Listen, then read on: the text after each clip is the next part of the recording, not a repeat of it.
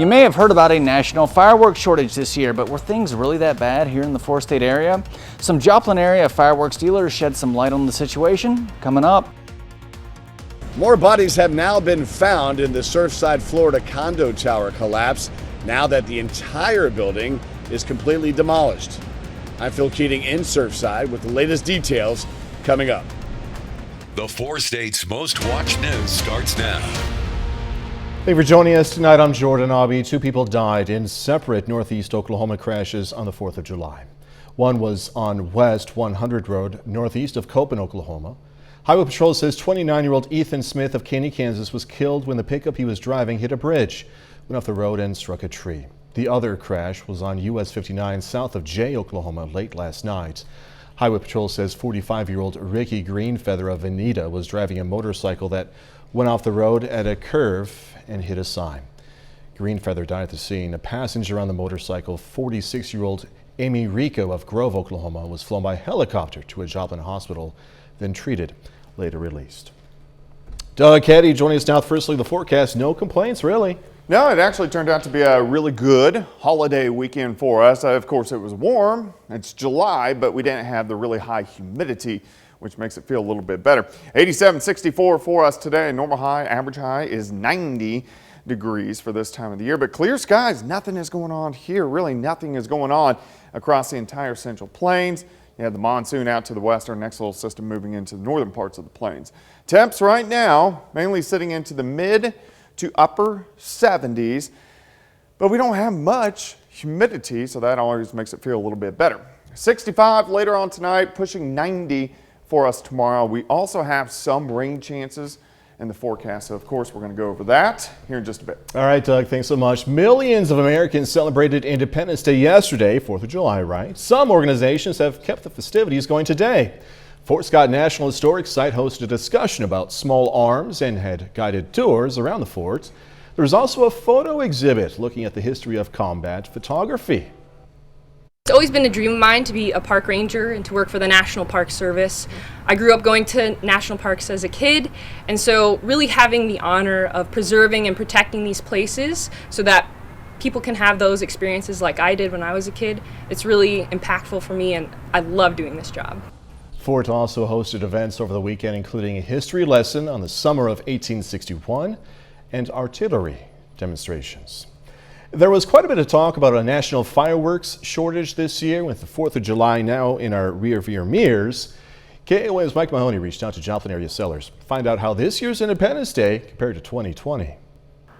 The U.S. may have been dealing with a fireworks shortage this year, but that didn't stop some Joplin area sellers from having record-breaking sales. That includes Joplin homeless charity Watered Gardens, which raises money for their Forge program with a fireworks stand. We saw an increase in sales of over 60% from last year, and the net proceeds that go to Watered Gardens Forge Campus were up 33%, so we're very happy. Watered Gardens credits their fully stocked tent to their partner, Military Fireworks, which also runs multiple fireworks stands in the Joplin area. Military Fireworks had their highest grossing year to date, but say that doesn't mean reports of a fireworks shortage were overblown. There were a couple of things we were missing, like I said, that China unfortunately just were unable to fulfill the orders.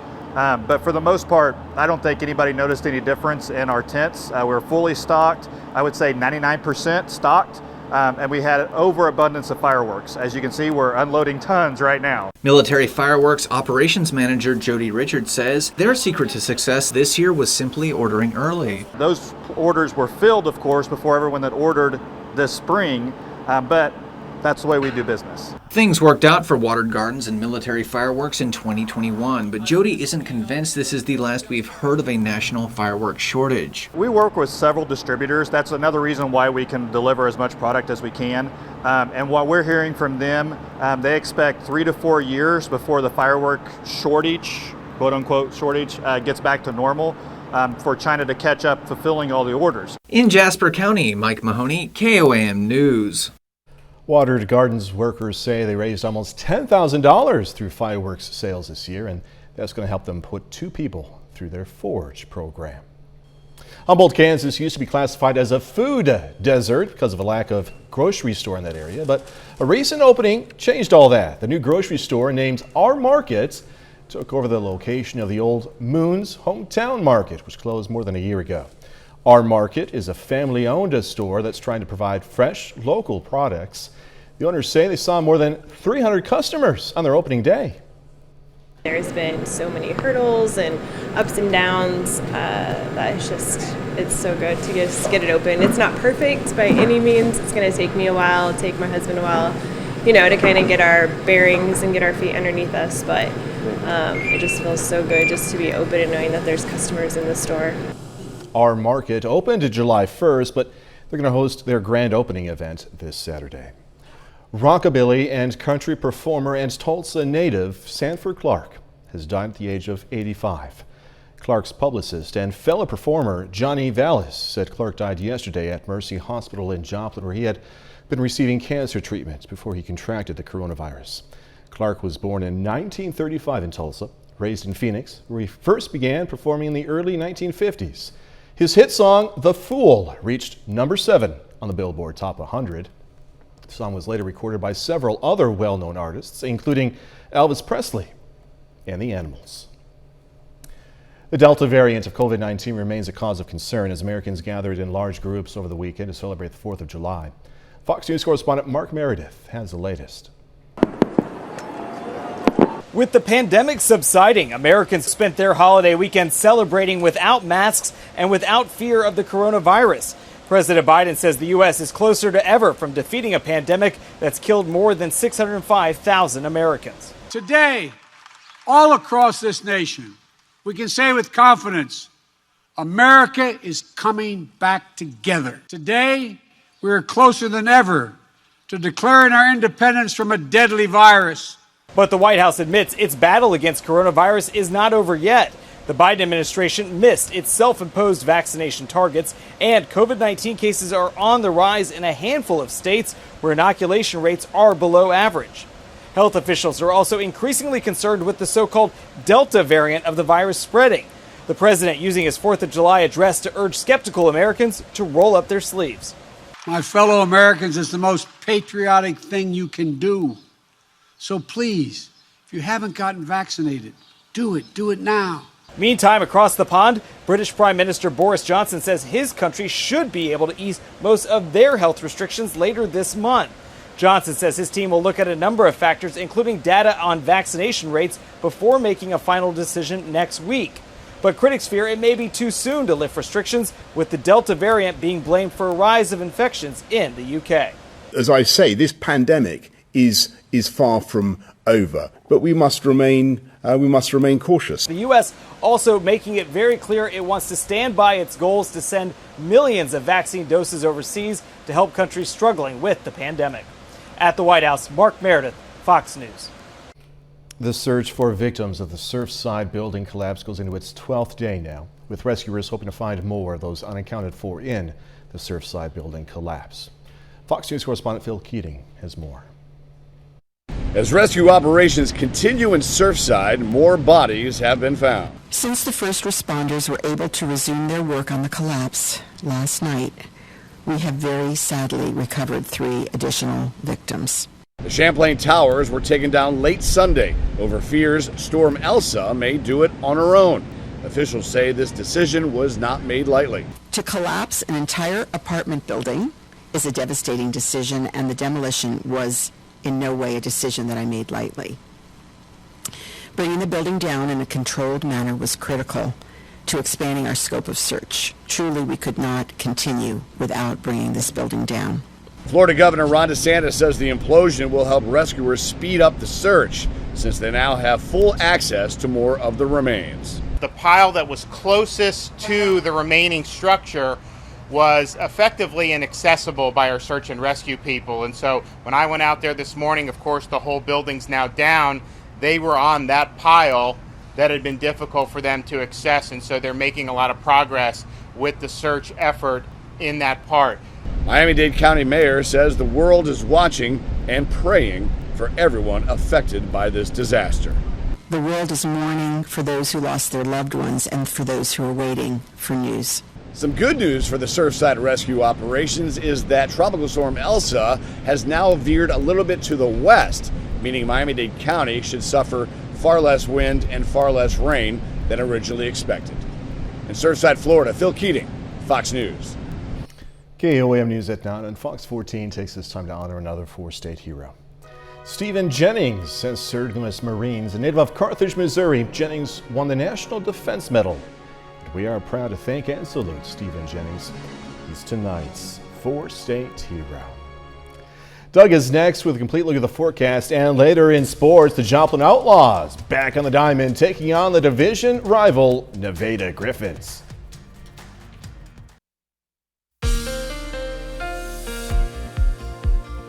Well, it turned out to be a great holiday weekend and very warm, but we've stayed dry all throughout the weekend, and we are going to see a very warm week once again for us this week. Very typical for this time of the year.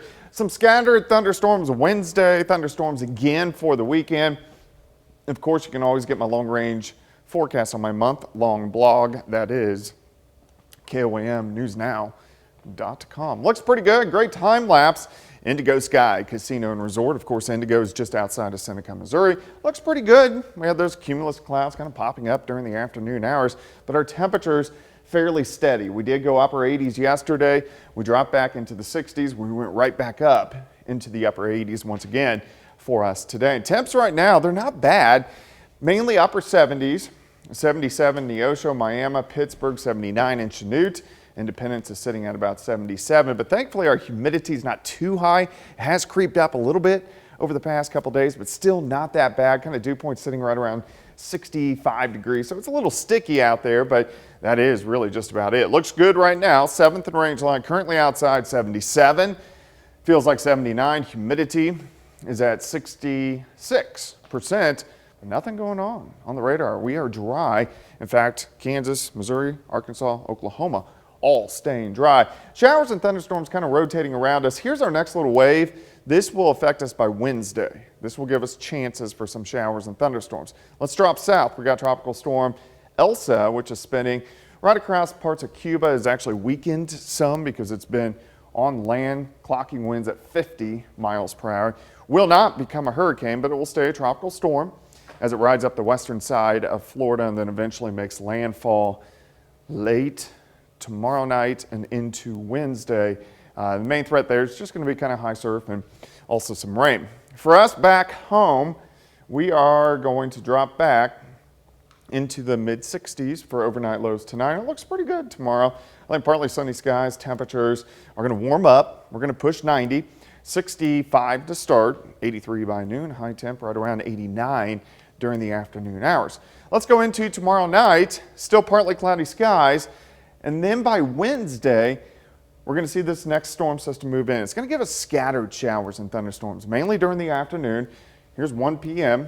And as we go through the afternoon hours, scattered thunderstorms are going to push through the region. I don't think they're going to be very widespread, but they are going to be out there. Once this system passes through, humidity drops again a little bit for Thursday and Friday.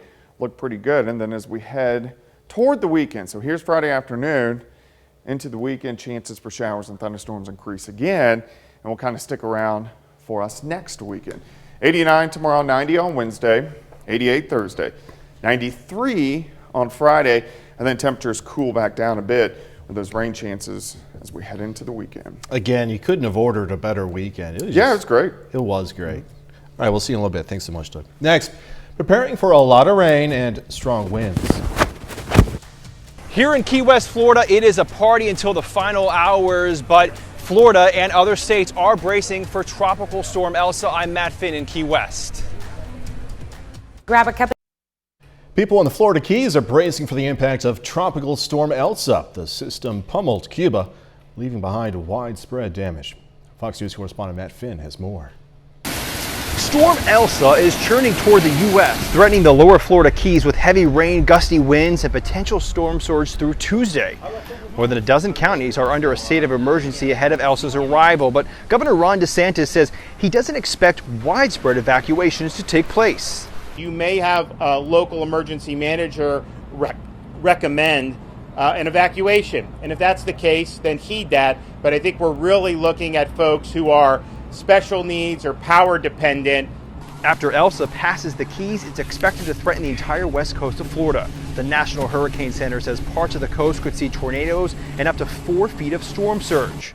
In Tampa Bay, people filled up sandbags as they braced for potentially heavy flooding. In the event of excessive water, we use the sandbags as first line of defense.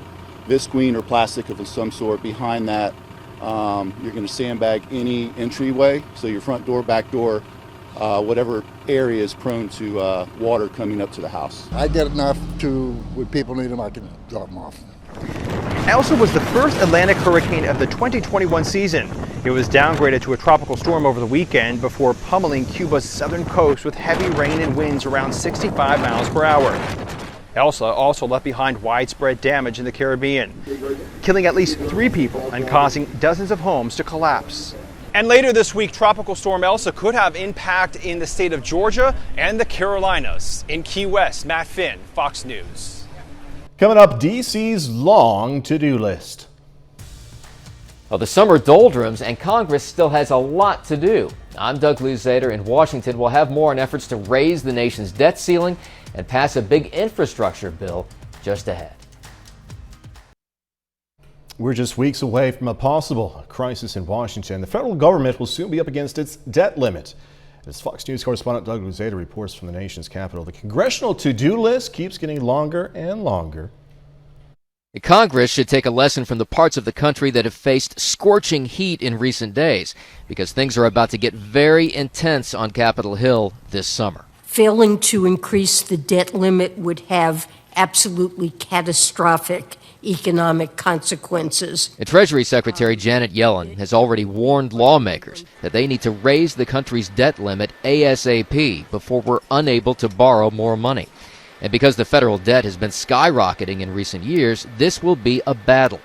And for Congress, that's just for starters. At the same time, President Biden is pushing for 2 huge spending plans, including a bipartisan infrastructure deal, and both may now face long odds. Everything has to go almost beyond perfectly for them to get these 2 bills through. Republicans say if Democrats are successful jamming through massive spending packages in the weeks ahead, they'll suffer big losses in next year's midterm elections. I think they're targeting themselves with their agenda. Democrats, on the other hand, say their success will depend on moving a progressive agenda forward. I'm excited to run on a record of results. But Democrats will have to run against the odds, too. More often than not, the party in power loses congressional seats in midterms. For the Democrats to defeat these headwinds next year, they are going to have some message that says, we got something done. But there isn't much time to get something done this summer. As usual, both the Senate and the House plan on taking most of August off. In Washington, Doug Luzader, Fox News. Next, going to hear about 2 guys going after a new time spent on a teeter-totter record. 2 men from California are trying to break a 50-year-old record for time spent rocking back and forth on a teeter-totter. Doesn't that make you relax just looking at it? I don't know.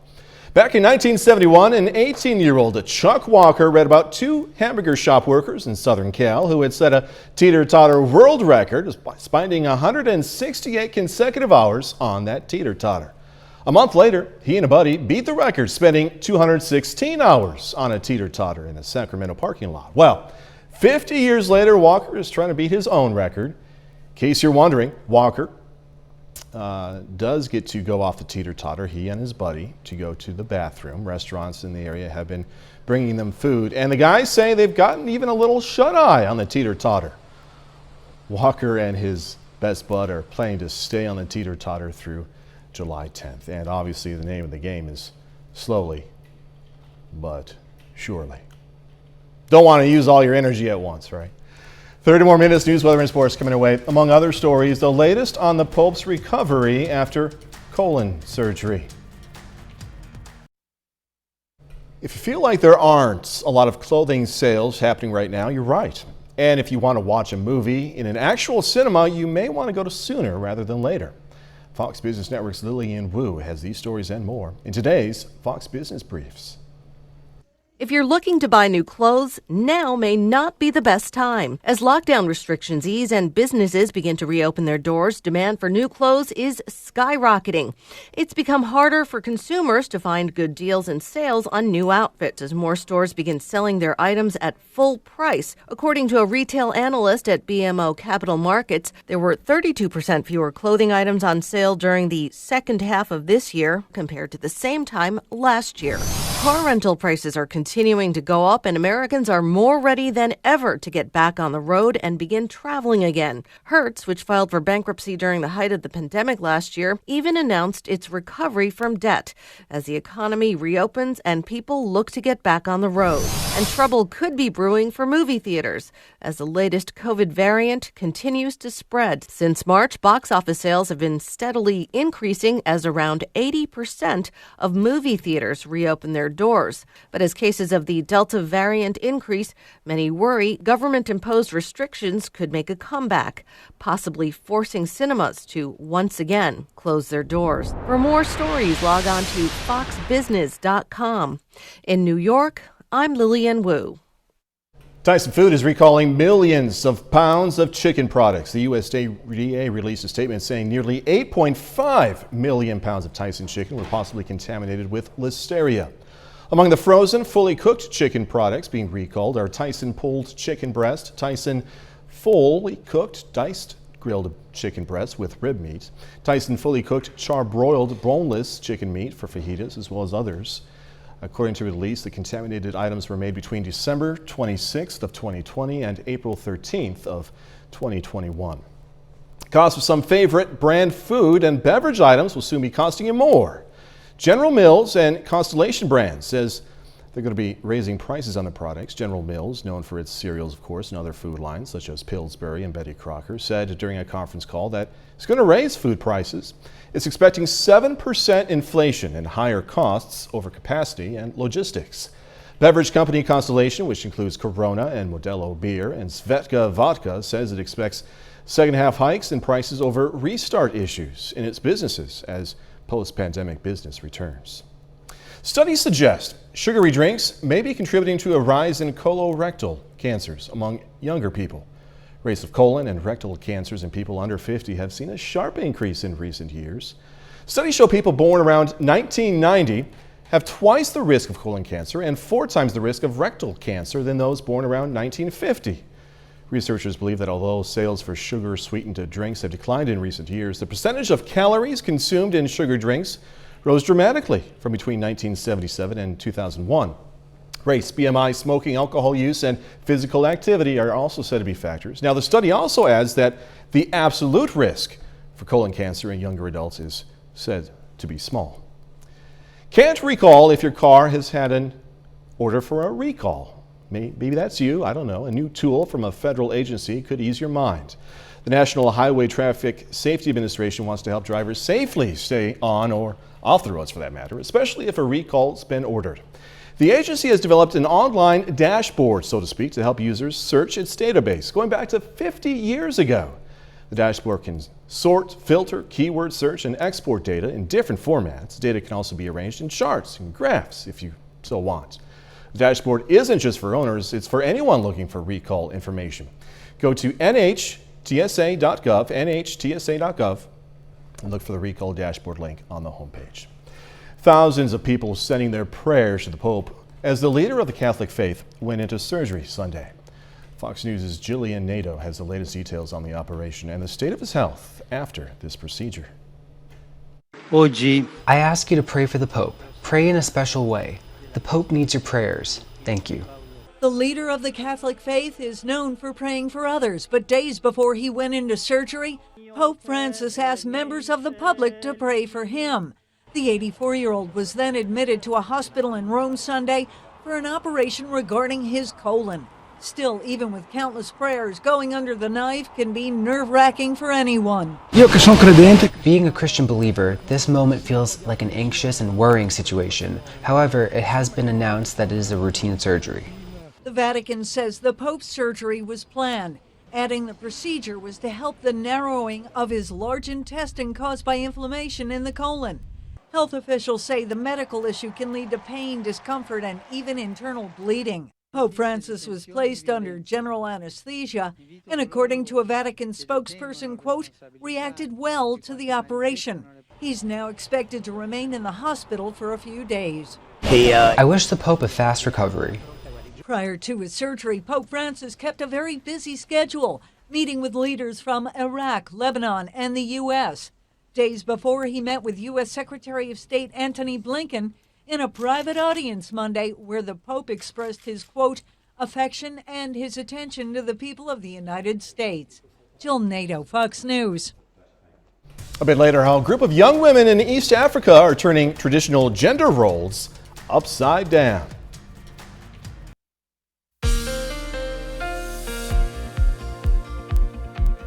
Well, of course, it turned out to be a pretty good holiday weekend and also a pretty good Monday as well. Temperatures, they were warm all weekend, but the humidity wasn't that bad, which made it feel at least a little bit better, but it's going to stay warm, kind of teetering on hot throughout the week. We are going to get some scattered showers and thunderstorms in here on Wednesday. Also, again, for the weekend, of course, you can get my long-range forecast on my month-long blog. That is KOAMnewsnow.com. All right, looking outside, great time lapse for us today. Looks pretty good. And I think as we go through the overnight hours for us tonight, our temperatures, they're not going to be quite as cool as what we've seen the past couple days, but it's going to be comfortable because our humidity is not that bad. Upper 80s yesterday, we were into the 60s, lower 60s during the morning hours. Upper 80s once again for us today, and I think maybe a notch or two warmer for us tomorrow. Temps right now, most of us mid 70s, even a few upper 70s. Good news here is our humidity is not bad. It's creeped up a little bit the past couple days, but still not bad. Most of our dew points are sitting into the mid 60s, so a little sticky out there, just could be a lot worse. 7th and range line. Currently outside, sitting at 77. We have east, southeasterly winds at about 5. Relative humidity is at 66%. But if we look at the radar, nothing is going on across the entire 4-state area. In fact, Kansas, Missouri, Arkansas, Oklahoma, all dry, all thunderstorms kind of rotating around us. You get the monsoon out west. Here's our next little wave, and this will start to affect us by Wednesday. Until then, we're going to be okay. So let's drop south. Here is Tropical Storm Elsa, not a hurricane, shouldn't become a hurricane, but it's moving off the coast of Cuba right now, and then it's going to really just kind of ride up the western side of Florida and then make landfall mainly early Wednesday morning, producing quite a bit of rain. Could up the surf a little bit, but that is really just about it. All right, for us tonight, let's go through time. We'll stop at 6 a.m. We'll drop back mid 60s for overnight lows. Partly sunny tomorrow. Heating up again, upper 80s to near 90. We'll start at 65, 83 by noon, high temp of 89. South winds are going to be light at about 5 to 10. Let's go through tomorrow night. Still pretty much partly cloudy skies. We'll stop Wednesday morning. Then as we go into Wednesday, better chances for scattered showers and thunderstorms. They're not going to be widespread, but they'll definitely be out there as we go into Wednesday afternoon. Once that system drops through, humidity will drop a little bit again for Thursday, and then it'll heat back up on Friday. Friday looks pretty good, and then as we head into the weekend, chances for showers and thunderstorms increase again, and those will be a little bit more widespread than what we will see on Wednesday. 89 tomorrow, 90 on Wednesday, 88 on Thursday, 93 by Friday. Okay, I'm in. I tried to talk, and I was hoping. Did they cut your microphone before you sneezed? I tried to talk. Probably not. I tried to save you, is what I'm saying. We're going to have those times on live TV, I guess. Yeah. All right, Doug Heddy, thanks so much. Amazon has a new CEO. After more than 25 years, Jeff Bezos stepped down today as the company's CEO. Andy Jassy, Amazon's boss of cloud computing, took over the reins. According to Bezos, July 5th today holds a special place in his heart because it's the day Amazon was incorporated back in 1994. He's going to transition to executive chairman of Amazon's board and is expected to work more on his other business endeavors like his Earth Fund and the Blue Origin space travel company. Coming up in sports, St. Louis beating the league-leading San Francisco Giants. Also, the Outlaws looking for their first win against the Griffins this season. That and more next.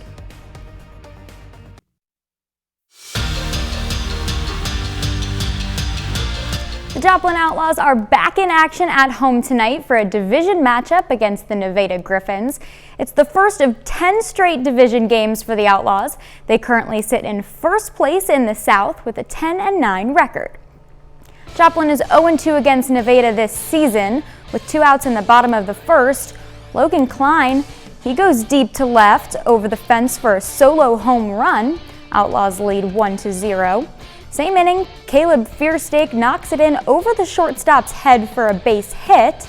And then he takes off and steals second, advancing to third on the error. He will be left stranded there.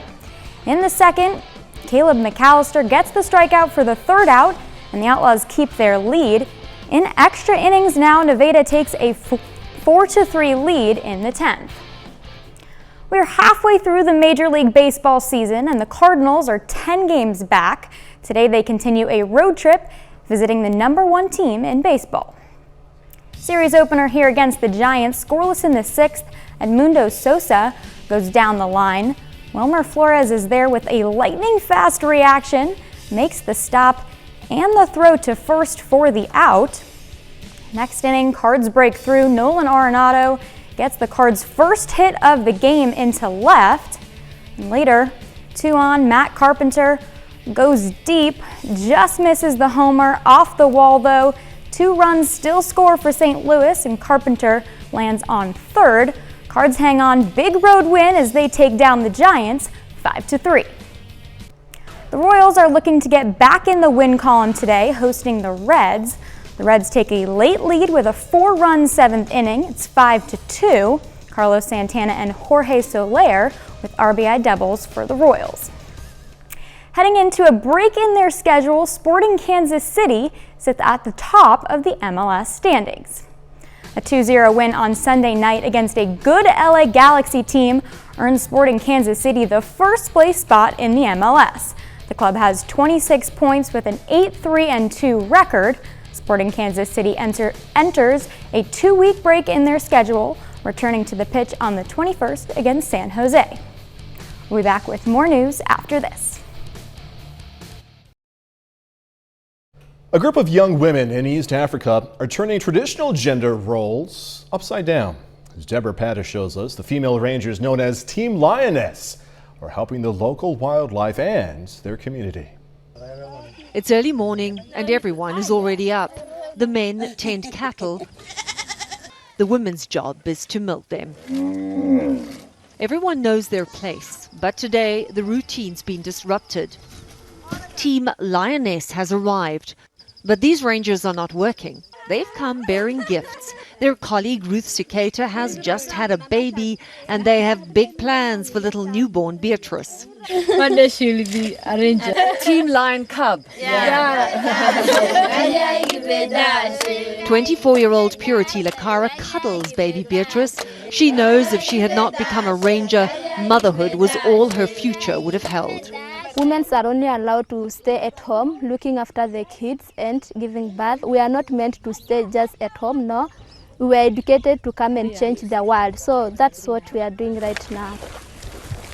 Together with her 7 teammates, she was selected for Kenya's first all-female anti-poaching squad set up by the International Fund for Animal Welfare.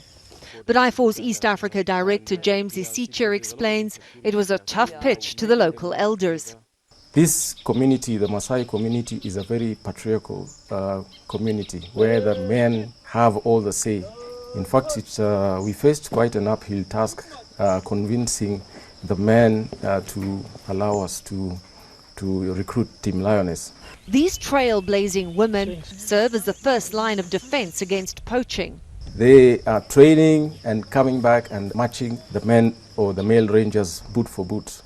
The work is physically grueling. They patrol the Maasai community land that surrounds the Amboseli National Park, often walking 12 miles a day. Animal sighting, 12 grand gazelle. But being female gives them an advantage. Maasai women might appear invisible to their men, but they hear everything that's going on in their community, including who is illegally killing animals for bushmeat. And they feel far more comfortable talking to Team Lioness than their male counterparts. It's just a secret between you and the person who feeds you with the information. Then we put an ambush, we caught him without him knowing that we are aware of what he's or she's doing. Through these tip-offs, they've reduced poaching and the retaliatory killing of animals by 80% since the unit was launched in 2019. And as for the men who mocked them, the respect that they used to give to men, they are now giving us that respect. Nobody is laughing now. Team Lioness has been so successful that there are plans to recruit more women from the Maasai community and to roll out similar anti-poaching squads elsewhere. Good for them. All right, coming up, going to check out movies now available to watch at home. DVD and digital releases this week include a crime drama, an action thriller, remastered action comedy classics, and more. Here's Fox's Michelle Polino with a list of new releases. There's got to be an explanation. Topping the list of what's new in home entertainment, the Apple TV Plus drama Defending Jacob is now available to own on DVD. It features Chris Evans playing an assistant district attorney whose 14-year-old is accused of murder. We're not leaving here until we get what we want. Mina Savari stars in the action thriller Locked In. She plays a single mother who fights to protect her daughter and herself during a heist gone wrong at a high-tech storage facility. Someone tell me a ghost story. The horror film A Nightmare Wakes is a fictionalized retelling of the life of author Mary Shelley as she writes her famous novel Frankenstein. We need your help! The family comedy classic Space Jam, starring six-time NBA champion Michael Jordan, celebrates its 25th anniversary with a 4K Ultra HD Blu-ray combo pack and digital release. I didn't want you sleeping on the job. The action comedy classics 48 Hours and Another 48 Hours, starring Eddie Murphy and Nick Nolte, get the Blu-ray treatment. Both films have been newly remastered from 4K transfers, with each release including new bonus content and behind-the-scenes footage. You always wear a bulletproof vest? Only when I see my friends. In Hollywood, Michelle Polino, Fox News. And that's our time for tonight. Thanks so much for joining us. Going to leave you with beauty shots of Hong Kong. Hope you've had a great, safe 4th of July weekend. Be safe. Do this all again tomorrow. See you then.